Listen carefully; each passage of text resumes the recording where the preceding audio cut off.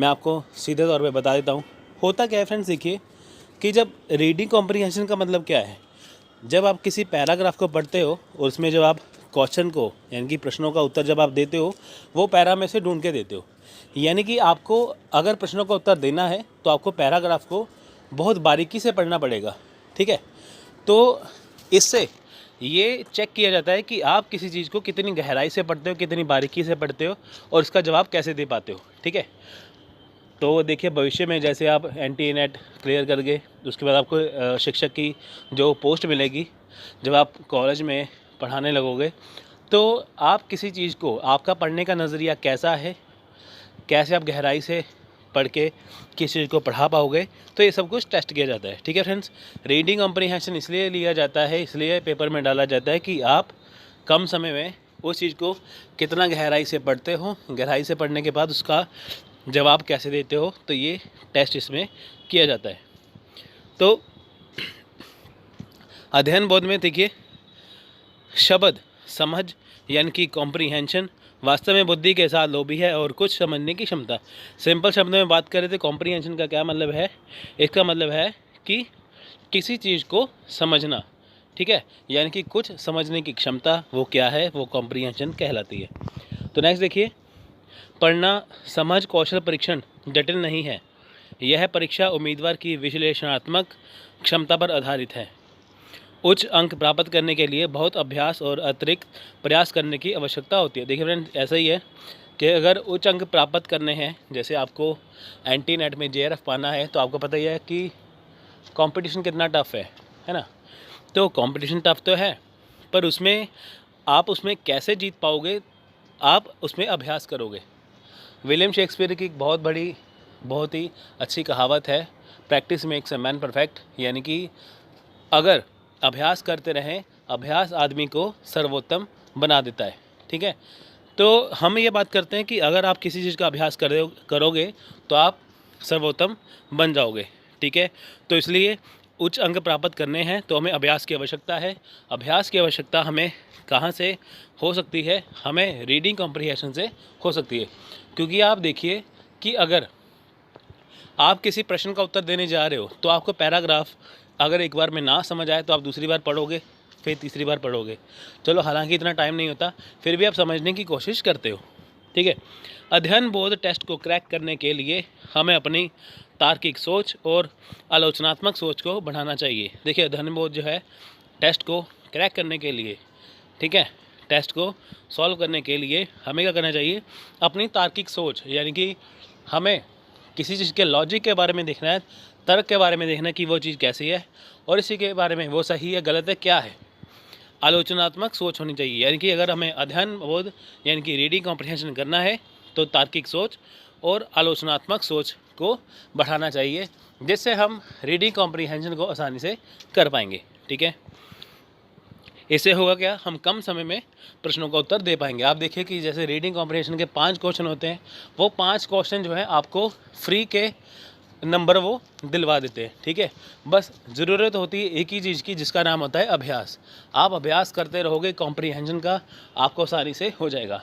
Video के अंत में आपको मैं एक रामबाण तरीका बताऊंगा रीडिंग कॉम्प्रीहेंशन पढ़ने का या करने का, जिसमें जिस तरीके से आपको कोई भी बुक नहीं पढ़नी, कोई भी कुछ नहीं पढ़ना, बस आप वही तरीका फॉलो करोगे तो आपका रीडिंग कॉम्प्रीहेंशन किसी भी एग्ज़ाम के लिए कभी भी फेल नहीं होगा। आपको हमेशा हर एग्ज़ाम में अच्छे नंबर मिलेंगे रीडिंग कॉम्प्रीहेंशन में, ठीक है फ्रेंड्स। तो वीडियो का अंत तक पूरा देखें। देखिए अध्ययन बोध को करने के तरीके, हमने ऊपर डेफिनेशन देखा, परिभाषा देखी, यहाँ पे हम देखेंगे अध्ययन बोध को करने के तरीके हैं क्या। देखिए पहली बात है कि पढ़ने की गति, आपकी स्पीड, ठीक है, रीडिंग स्पीड यहाँ पे यानी कि पढ़ने की गति, वो डिपेंड करती है कि आप उसको कैसे पढ़ रहे हो, ठीक है। ना ही आप ज़्यादा तेज़ पढ़ें, ना ही आप ज़्यादा स्लो पढ़ें। इतना स्लो ना पढ़ें कि आपका समय निकल जाए, इतना फास्ट भी ना पढ़ें कि आपको कोई समझ ना आए, टाइम वेस्ट हो जाए, ठीक है। तो आपकी पढ़ने की जो गति है वो सही होनी चाहिए। विविध पढ़ने, देखिए समाचार पत्र, संपादकीय, पत्रिका, लेख, किताबें, अगर आप इसको पढ़ते हो, आपको आदत है पढ़ने की, तो आप अध्ययन बहुत आसानी से कर लोगे। अपनी शब्दावली का निर्माण करना, शब्दावली का मतलब होता है वोकैबुलरी। अब देखिए दिन प्रतिदिन नए नए शब्द जुड़ते जा रहे हैं, ठीक है। वोकैब में आपको एक प्रश्न वैसा पूछते हैं, जैसे 5 क्वेश्चन है, 5 प्रश्नों में से आपको एक ऐसा प्रश्न पूछेंगे जो वोकैबुलरी पे आधारित होगा, ठीक है, जिसमें आपको साइनोनियम्स, एंटोनियम्स यानी कि विलोम शब्द या विरोधी शब्द ऐसे कुछ वो पूछ लेंगे, ठीक है, तो आपको उसका जवाब देना पड़ेगा, ठीक है। यानी कि आपकी वोकैब अच्छी होनी चाहिए। पढ़ते समय ध्यान केंद्रित रहे। देखिए सबसे ज़रूरी बात है कि आपका फोकस होना चाहिए, आपका ध्यान केंद्रित होना चाहिए पढ़ते समय, ठीक है। दिमाग में आपकी कुछ और चल रहा हो, पढ़ आप ये रहे हो, तो आपको कॉम्प्रिहेंशन कैसे होगा, इसलिए फोकस होना ज़रूरी है। दैनिक अभ्यास और बहुत सारी प्रक्रिया। देखिए दैनिक अभ्यास बहुत सारा ज़रूरी है। दैनिक अभ्यास के बिना आप रीडिंग कॉम्प्रिहेंशन कर ही नहीं पाओगे। ये तो है नहीं कि इस बार आपने कर लिया या पिछली बार आपने रीडिंग कॉम्प्रिहेंशन करा था, इस सेशन के लिए आपने किया ही नहीं। आप इसका दैनिक अभ्यास करोगे तो आपको चीज़ आसानी से हो जाएगी, ठीक है फ्रेंड्स। देखिए ये तो हो गए तरीके। अब है अध्ययन बोध में आने वाले प्रश्न। तरीकों के बाद मैंने आपको ये बताया कि कैसे कैसे आप करें। अब मैं आपको बताऊंगा कि अध्ययन बोध में कौन से प्रश्न आते हैं, ठीक है। देखिए पहले तो होता है पद का चयन। तो सबसे पहले प्रश्न आता है पद का चयन, ठीक है। तो कंसेप्ट बेस या इसमें यहाँ पे एक क्वेश्चन आएगा कि आपको ये बताना पड़ेगा, उसमें आपको एक प्रश्न पूछ लिया जाएगा कि ये किस पर आधारित है, ठीक है। फिर आएगा मुख्य विचार। इसका मुख्य विचार क्या है, सेंट्रल आइडिया क्या है, ठीक है। यानी कि जो इसमें अध्ययन बोध या रीडिंग कॉम्प्रिहेंशन किसके ऊपर आधारित है, आपको उसका विचार पूछ लिया जाएगा, ठीक है। जैसे कि शिक्षा पर आधारित हो तो शिक्षा के ऊपर आधारित है, ठीक है, आप उसका पूछ लिया जाएगा। तो प्रत्यक्ष प्रश्न, डायरेक्ट क्वेश्चन कई बार आपको आ जाएंगे, ठीक है, तो आपको सीधे सीधे वो रीडिंग कॉम्प्रिहेंशन में मिल जाएंगे पैराग्राफ में। तार्किक संरचना प्रश्न यानी कि वो प्रश्न जिसमें लॉजिक हो, ठीक है। फिर आएगा शब्दावली आधारभूत प्रश्न जो वोकैब पर आधारित है, यानी कि आपको एक उसमें पूछा जाएगा, एक शब्द का मीनिंग पूछा जाएगा कि इस वर्ड का विलोम शब्द क्या है, विपरीत शब्द क्या है, ऐसे साइनोनिम एंटोनिम्स इसमें पूछ ले जाएंगे, ठीक है। एक है लेखक टोन। लेखक टोन का मतलब होता है कि लेखक किस विषय के ऊपर किस बात पर ज़्यादा जोर दे रहा है, उसके कहने का तरीका क्या है, ठीक है, उसके ऊपर क्वेश्चन आ जाता है। फिर प्रयोग आधारित प्रश्न, यानी कि प्रयोग आधारित प्रश्न भी आएगा आपको, एक्सपेरिमेंटल, ठीक है। फिर आएगा चरण का शीर्षक। देखिए शीर्षक आपको पूछ लिया जाएगा कि ये पैराग्राफ का शीर्षक है क्या, ठीक है, इसका टाइटल क्या है, तो आपको ये पूछ लिया जाएगा, ठीक है। अगर आप ये देखिए 8 तरह के यहाँ पे प्रश्न आते हैं, तो अगर आप इनका अच्छे से तैयारी कर लोगे, 8 प्रश्नों की अच्छे से तैयारी कर लोगे, तो आपका रीडिंग कॉम्प्रिहेंशन कभी भी फेल नहीं होगा, ठीक है फ्रेंड्स। अब हम बात करेंगे साधारण गलतियाँ। अब देखिए रीडिंग कॉम्प्रिहेंशन यानी कि अध्ययन बोध करते समय हम कुछ गलतियाँ कर बैठते हैं। कैसे? बहुत तेज़ी से या बहुत कम गति से पढ़ना। देखिए हम क्या करते हैं कि पैसेज जो है, जो पैराग्राफ है, वो या तो बहुत तेज़ी से पढ़ लेते हैं या बहुत कम गति से पढ़ते हैं, जिससे होता क्या है हमारा नुकसान। क्योंकि देखिए आप ये मान के चलिए कि जब आप एग्ज़ाम देने जा रहे हो, आप ये देखिए कि आपके पास ये अंतिम मौका है एग्ज़ाम देने का, इसके बाद आपके पास मौका नहीं है, ठीक है, ये मान के चलिए। तो देखना आप कितना अच्छे से एग्ज़ाम करोगे। तो इसलिए आप बहुत तेज़ी ना करें या बहुत कम गति से ना पढ़ें, तो ये गलतियाँ हो जाती हैं, ठीक है। बहुत तेज़ी से पढ़ेंगे हमें समझ नहीं आएगा, बहुत कम गति से पढ़ेंगे हमें इरिटेटिंग सा लगने लगेगा। पूरी तरह से सवाल का जवाब नहीं देना। अब देखिए हम भागते हैं, ठीक है, ये नहीं कुर्सी छोड़ के भागते हैं, हम भागते हैं पेपर को पूरा करने के लिए। होता क्या है कि हम सवाल का जवाब पूरी तरह देते नहीं हैं, जो उसने पूछा है आधा आंसर देते हैं, आधा छोड़ देते हैं, ठीक है। पूरी तरह से समीक्षा नहीं करना। हम ये देखते नहीं हैं कि प्रश्न उससे क्या पूछा है। प्रश्न हम पढ़ते कम है, पढ़ते तो हैं पर समझते कम है। आप ये देखिए प्रश्न पहले आप पढ़िए, फिर उसको समझिए, फिर उसका उत्तर दीजिए, ठीक है। हम समीक्षा करते ही नहीं हैं, ठीक है, कि प्रश्न किस पे आधारित है, जिसके कारण हमारा जवाब जो है वो गलत हो जाता है। वैकल्पिक रूप से जांच नहीं करना। अब देखिए जो प्रश्नों के जो आपको ऑप्शन बताए जाते हैं, जो विकल्प बताए जाते हैं, हम उसकी जांच करते नहीं हैं। हम प्रश्न पढ़ते हैं, उसका उत्तर ढूंढने लगते हैं। तो आपको उसमें देखना चाहिए कि जो प्रश्न है उसमें विकल्प क्या दे रखे हैं, उसके आधार पर आपको उस चीज़ को ढूंढना चाहिए, ठीक है।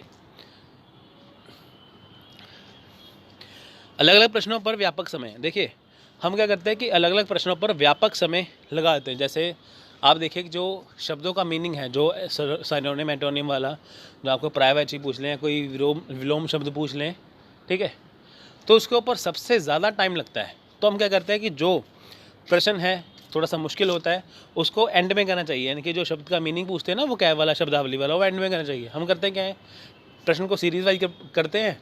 अगर प्रश्न उसमें मुश्किल आ जाए तो हम उसके ऊपर अपना टाइम वेस्ट करते रहते हैं। तो उसको करने के बजाय, ठीक है, आप पहले बाकी प्रश्न पढ़िए, आपका आसानी से हो जाएगा।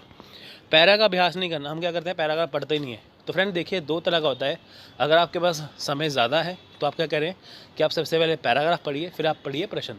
अगर आपके पास समय कम है तो आप सबसे पहले प्रश्न को पढ़िए, फिर उसके आप रीडिंग कॉम्प्रिहेंशन यानी कि आप पैरा को पढ़िए।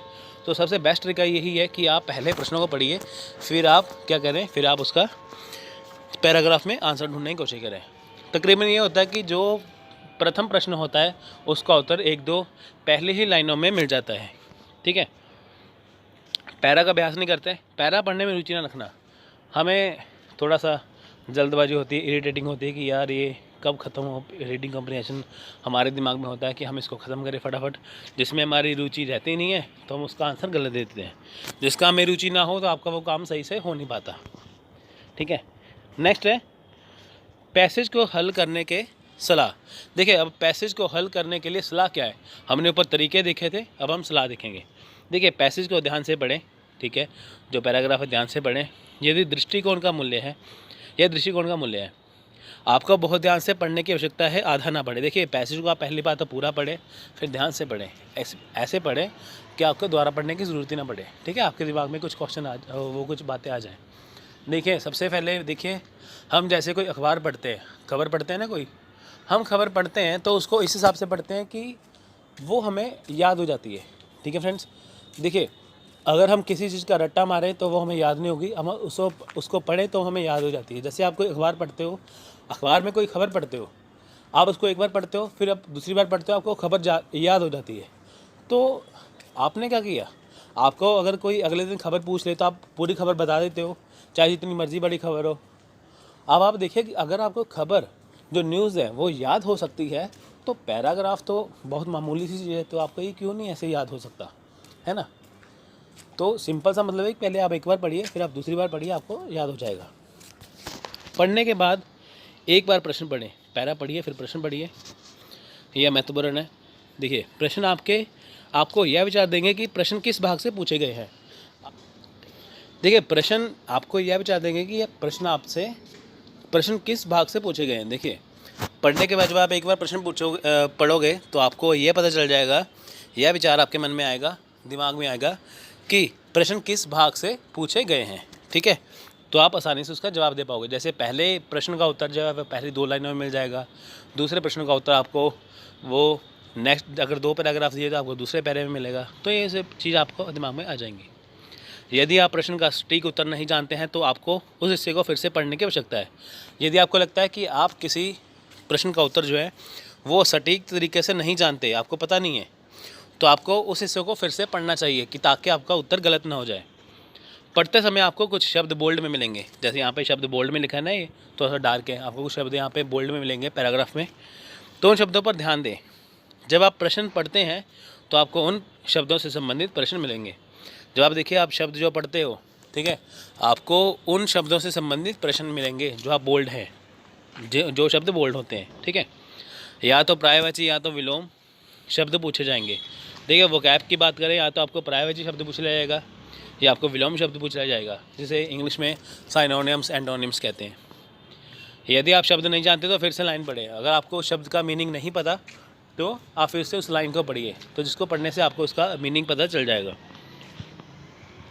अगर आपको फ्रेंड्स देखिए इंग्लिश में नहीं आप मुश्किल लगता है तो आप हिंदी में पढ़ लो। ठीक है, अब उसका उत्तर आसानी से दे पाओगे। आमतौर पर एक और आम सवाल यह है कि एक उपयुक्त शीर्षक का चयन करें। देखिए, आपको एक शीर्षक का चयन करना है, वही जो आपको मैंने 8 तरीके बताए प्रश्नों के, आपको उसका अच्छे से अध्ययन करना है।